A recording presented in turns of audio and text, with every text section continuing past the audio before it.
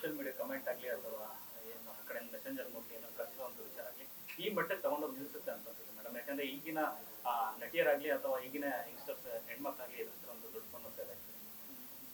ಇದು ತುಂಬ ನಾನು ಇದುವರೆಗೂ ಮಾತಾಡಿಲ್ಲ ಈ ವಿಚಾರವಾಗಿ. ತುಂಬ ಗಂಭೀರವಾದಂಥ ವಿಚಾರ.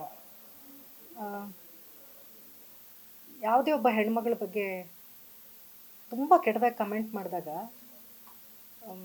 ತುಂಬಾ ಹರ್ಟ್ ಆಗುತ್ತೆ ಇವರೇ, ತುಂಬಾ ನೋವಾಗುತ್ತೆ. ಎಷ್ಟೋ ನಾವು ಮೆಚೂರಿಟಿ ಇದ್ದರೂ ನಮಗೆ ಲೈಫಲ್ಲಿ ಬದುಕನ್ನು ತುಂಬ ನೋಡಿದ್ವು, ಏಳು ಬೀಳು ಎಲ್ಲ ನೋಡಿದ್ದೀವಿ ಜೀವನದಲ್ಲಿ.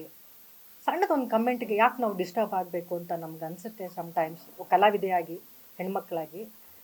ಬಟ್ ಖಂಡಿತವಾಗ್ಲೂ ಸಾಧ್ಯ ಇಲ್ಲ, ಅದನ್ನು ಓವರ್ಕಮ್ ಮಾಡೋದು ತುಂಬ ಕಷ್ಟ ಇದೆ.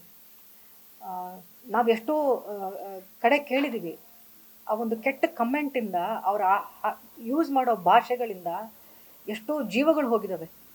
ಆ ಅವಮಾನಗಳನ್ನು ಸಹಿಸ್ಕೊಳಕ್ಕಾಗದೆ ಎಷ್ಟೋ ಜನ ಪ್ರಾಣ ಕಳ್ಕೊಂಡಿದ್ದಾರೆ. ನಮಗೊಂದೊಂದು ಸರಿ ಏನಂತಾರೆ, ಪ್ರಾಣ ಹೋಗೋಷ್ಟು ನೋವಾಗುತ್ತೆ ಇವರೇ. ಅವ್ರಿಗೆ ಮಾಡೋವಂಥ ಕಮೆಂಟ್ಗಳು, ಅವರು ಯೂಸ್ ಮಾಡೋವಂಥ ಪದಗಳು. ನನಗೂ ಕೂಡ ನಾವು ಮಾಡೋ ಯಾವುದೋ ಒಂದು ಸಣ್ಣ ಕೆಲಸಗಳ ಬಗ್ಗೆ ಜನ ಕಮೆಂಟ್ ಮಾಡುವಾಗ ಅವರು ಬಳಸೋವಂಥ ಪದಗಳಿದೆಯಲ್ಲ, ಅದನ್ನು ಜೀರ್ಣಿಸ್ಕೊಂಡು ಅರಗಿಸ್ಕೊಂಡು ಸಾಮಾನ್ಯವಾಗಿ ಮತ್ತೆ ಎದ್ದು ಬಂದು ಕೆಲಸ ಮಾಡೋದು ನಮಗೆ ಅದು ಸುಲಭವಾದ ಟಾಸ್ಕ್ ಏನಲ್ಲ. ನನ್ನನ್ನು ವಾರಾನುಗಟ್ಟಲೆ ಕುಗ್ಗಿಸ್ಬಿಟ್ಟಿದೆ. ಮತ್ತೆ ನಾನು ಎದ್ದು ಬಂದಿದ್ದೀನಿ ಅಂದರೆ ನನಗೆ ಅತ್ಯಂತ ದೊಡ್ಡ ಶಕ್ತಿ ತೊಗೊಂಡು ಮತ್ತೆ ನಾವು ಎದ್ದು ಬರ್ತೀವಿ.